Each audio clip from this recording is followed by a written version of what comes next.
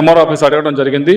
MLA గారు వెంటనే minister గారితో మాట్లాడారు, అనగాని గారితో మాట్లాడి ఇలా ఎంఆర్ఓ ఆఫీస్ లేదు, ఇక్కడ లేదు, బొల్లాపల్లిలో లేదు, 2 చోట్ల మాకు కావాలి అని చెప్పి నేను గట్టిగా అడగడం జరిగింది. రేపే పంపించండి రైతుల్ని, నేను శాంక్షన్ చేస్తానని చెప్పి అనగాని సత్యప్రసాద్ గారు చెప్పారు. వెంటనే శాంక్షన్ చేస్తాను, మీరు పంపించండి దాని ఎస్టిమేషన్ అంతా కూడా అని చెప్పి కూడా నరేగా అని చెప్పి మొన్న జూన్ 30th దాకా నరేగా ఫండ్స్ వచ్చినాయి. దాని కింద ఒకసారి మీరే బేరీ వేసుకోండి, మీరే ఒకసారి ఆలోచించండి ఎంత పనులు చేసాం. నిజంగా ఇదేదో ఈ 2 సంవత్సరాలు గడిచిన 10 సంవత్సరాల నుంచి ఇదే పరిస్థితి. నిజంగా దాన్ని వచ్చిన ఫండ్ని మనం సరిగ్గా వాడామా లేదా ఒకసారి బేరీ చేసుకోండి. ఎటుపోయిన డబ్బులు అనేది ఒకసారి ఆలోచించండి. స్కీమ్ మార్చారు నిన్నట్టు నుంచి జీ రామ్జీ అని చెప్పి 1వ తారీఖు నుండి తీసుకురావడం జరిగింది.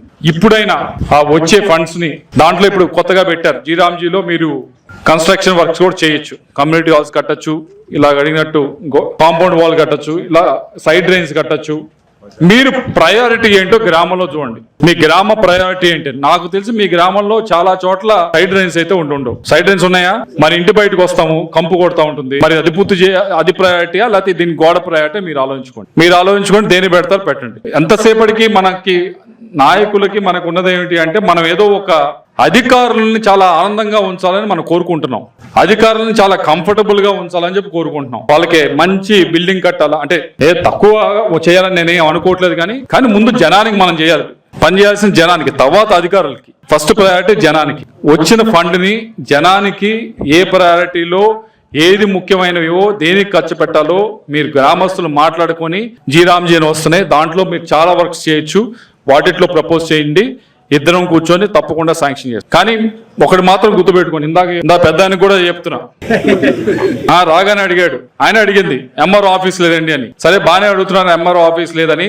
కానీ ఒకసారి ఎంఆర్ఓ ఆఫీస్ లో ఎన్ని ఫైల్స్ రైతులు ఆగున్నాయి ఒకసారి కనుక్కున్నావా అన్న. చెయ్యాలి, వాళ్ళనేమి తక్కువ కించపరచాలని నాకేమి అటువంటి అభిప్రాయం లేదు. కానీ మన ప్రయారిటీ జనం, ప్రజలకి ఫస్ట్ ప్రయారిటీ, తర్వాత అధికారులు. మనం రివర్స్ చేసుకుంటున్నాం. ఏదో అధికారులకు మనం చాలా చేస్తే వాళ్ళు ఇది అయిపోద్దని చెప్పి దయచేసి ఆలోచనలను బయటకు వచ్చి ముందు ఈ శ్రీరామ్జీ వస్తున్నాయి, వచ్చిన వాటిని దయచేసి మీ గ్రామాల్లో, చాలా గ్రామాల వారు ఉన్నారు, ఆ గ్రామాల్లో కొద్దిగా స్టడీ మీ గ్రామంలో ఏది ఇంపార్టెంటో నా ఉద్దేశంలో అయితే రోడ్లు, సైడ్ రైన్లు ముందు పూర్తి చేయండి. అది చేసిన తర్వాత మిగతా ఏదైనా పెట్టచ్చు, దానిపైన దృష్టి పెట్టండి. అవి మీ వైపు నుంచి ఇదిగోండి మాకు ఈ గ్రామంలో ఇది కావాలని చెప్పి మీరు పెట్టండి, తప్పకుండా శాంక్షన్ చేయించే బాధ్యత తీసుకుంటామని చెప్పి తెలియజేసుకున్నాం. మీ ఇక్కడ సచివాలయంలో ఈ బిల్డింగ్ ని, ఈ ఎంప్లాయీస్ ని కూడా మీ దగ్గరికి చేరవేయాలి, ప్రభుత్వాన్ని మరింతగా దగ్గర తీసుకురావాలనే ఉద్దేశంతో ఇది చేసుకుంటా ఉన్నాం. మరో ఊర్లో రోడ్లు వేసుకోవడం జరిగింది, అలాగే కమ్యూనిటీ హాల్ కట్టడం జరిగింది. ఇవన్నీ కూడా ఒకవైపు సంక్షేమం సంబంధించి ఏదైతే ఎలక్షన్ సమయంలో హామీ ఇచ్చామో ప్రతి ఒక్కటి కూడా చేసుకుంటూ పోతా ఉన్నాం. దాంతో పాటుగా అభివృద్ధికి సంబంధించి కూడా ఎక్కడ ఎటువంటి లోపాలు లేకుండా కూడా చేసుకుంటూ వెళ్తా ఉన్నాం.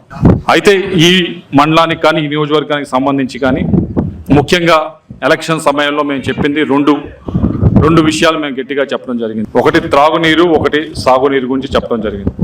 త్రాగునీరుకి సంబంధించి వినుకొండ టౌన్ కి సంబంధించి దాదాపు 200 కోట్ల రూపాయల పైగా శాంక్షన్ ఈ రోజు ఇంటింటికి కుళాయి నీరు ఇచ్చే కార్యక్రమం శాంక్షన్ చేయడం, పనులు కూడా స్టార్ట్ అయి జరుగుతూ ఉన్నాయి. అలాగే ప్రతి మండలంలో కూడా, ఈ మండలంలో కూడా 14 గ్రామాలకి జల్ జీవన్ మిషన్ కింద ప్రతి ఇంటికి నీరిచ్చే కార్యక్రమం ఈ మండలంలో కూడా మనం తీసుకోవడం జరిగింది.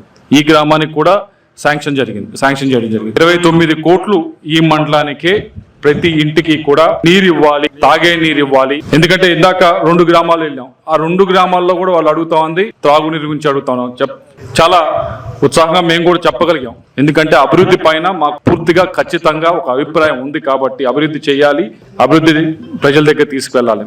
దాంట్లో భాగంగా ఈ జల్ జీవన్ మిషన్ తో ఈ మండలంలో 14 గ్రామాల్లో ప్రతి ఇంటికి కూడా తాగునీరు ఇచ్చే కార్యక్రమం మేము చేయబోతా ఉన్నాం. టెండర్స్ కూడా పిలుస్తున్నారు, ఈ నెలన్నర పిలవబోతా ఉన్నారు, పనులు కూడా స్టార్ట్ అవుతాయి. తప్పకుండా ప్రతి ఇంటికి కూడా కుళాయి నీరు ఇచ్చే